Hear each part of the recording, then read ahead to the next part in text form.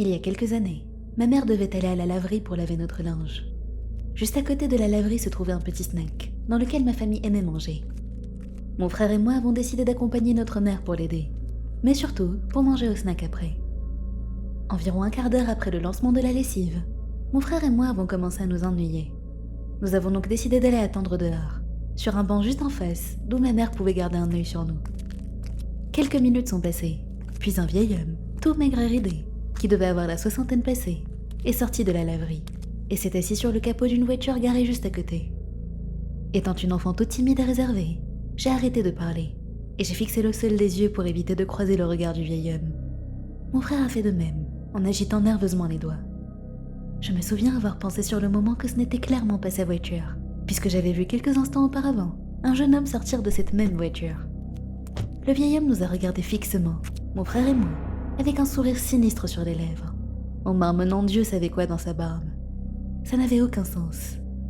J'ai commencé à me sentir mal pour ce monsieur, parce que j'ai pensé qu'il était soit mentalement malade, soit il était complètement saoul. Après un long moment, je n'ai plus réussi à supporter la gêne de la situation, et j'ai dit à mon frère, d'une voix suffisamment forte pour que le vieil homme m'entende, « Je vais aller voir si notre nourriture est prête. » Car en effet, ma mère avait commandé au snack en arrivant. Je me suis levée et j'ai commencé à marcher vers le snack, qui n'était qu'à quelques mètres du banc où nous étions assis. Je m'attendais à ce que mon frère comprenne ce que je faisais, et qu'il me suive loin de l'homme, mais en gamin stupide qu'il était, il n'a pas réagi. Quand j'ai réalisé qu'il ne me suivait pas, j'ai levé les yeux au ciel, puis je suis retournée au banc, pour lui murmurer de me suivre. Il a enfin obéi, et nous sommes restés à l'intérieur du snack pendant un petit moment, avant de retourner à la laverie pour rejoindre notre mère. Une demi-heure plus tard, nous sommes tous partis avec notre repas, et nous sommes montés dans la voiture. Juste avant de partir, j'ai regardé par la fenêtre, et j'ai revu le vieil homme. Il paraissait différent cette fois cependant. Il avait un énorme sourire sur le visage. Ses dents étaient jaunes, tachées et plus pointues que la norme. Ses yeux étaient anormalement larges, et je pouvais voir qu'il marmonnait encore quelque chose dans sa barbe. Pendant que ma mère cherchait ses clés, le vieil homme s'est avancé vers la voiture et a levé un papier contenant un mot. L'écriture était terrible, mais j'ai réussi à déchiffrer les mots. Je les préfère toujours quand ils sont effrayés. À bientôt. J'ai baissé les yeux vers le bas du papier taché, et j'ai vu un dessin de plusieurs petites filles en larmes. Leurs membres étaient étirés, faisant d'elles des monstres. J'ai senti la nausée m'envahir, et l'appétit que j'avais s'est complètement évaporé. Mais je ne me suis pas laissé faire. Même si je n'étais qu'une fillette timide, je me suis défendue. Je lui ai fait une grimace à travers la vitre. Le sourire de l'homme a laissé place à une expression renfrognée. Ma mère a démarré la voiture, et l'homme en a profité pour lancer d'une voix sinistre, forte. « Au revoir, petite fille, j'espère te revoir très vite. » Ma mère s'est éloignée, et mon frère, qui avait également assisté à cette scène, a échangé avec moi un regard de choc et de profond dégoût. Comme nous étions très jeunes encore, nous avons pensé qu'il valait mieux oublier cette histoire plutôt que de l'empirer en la racontant à quelqu'un. Je pensais également que l'homme viendrait me chercher si je parlais de lui. J'ai donc gardé ça pour moi, et j'ai vécu dans la peur. Heureusement, je n'ai plus jamais revu ou entendu parler de cet homme. Et j'espère que ça restera comme ça pour toujours. Soyez très prudents dans ce monde, et faites ce que j'aurais aimé avoir le courage de faire. En parler à quelqu'un. Prévenez un adulte comme vos parents, votre tuteur, ou si c'est très grave, la police.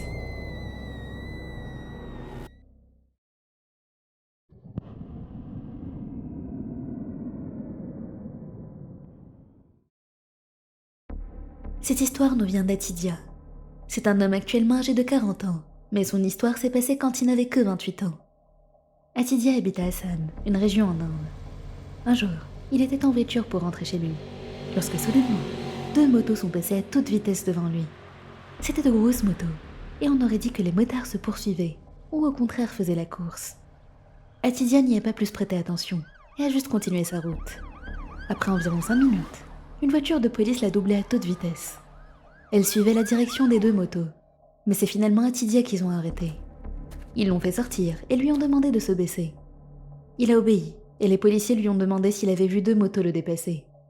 Il a hésité pendant un instant, avant de finalement répondre oui, et leur donner le modèle des motos ainsi que leurs plaques d'immatriculation. Les policiers lui ont alors dit qu'ils le recontacteraient. Le jour suivant, alors qu'il était à son travail et absorbé par ses tâches, il a soudainement reçu un email anonyme sur son ordinateur de travail. Il l'a ouvert pour découvrir quelques mots écrits en grosses lettres. « Tu t'es mêlé de nos affaires, maintenant tu vas le payer. » Il y avait autre chose posté en dessous, quelque chose qu'Atidia n'oubliera jamais jusqu'à la fin de ses jours. C'était des photos de sa maison.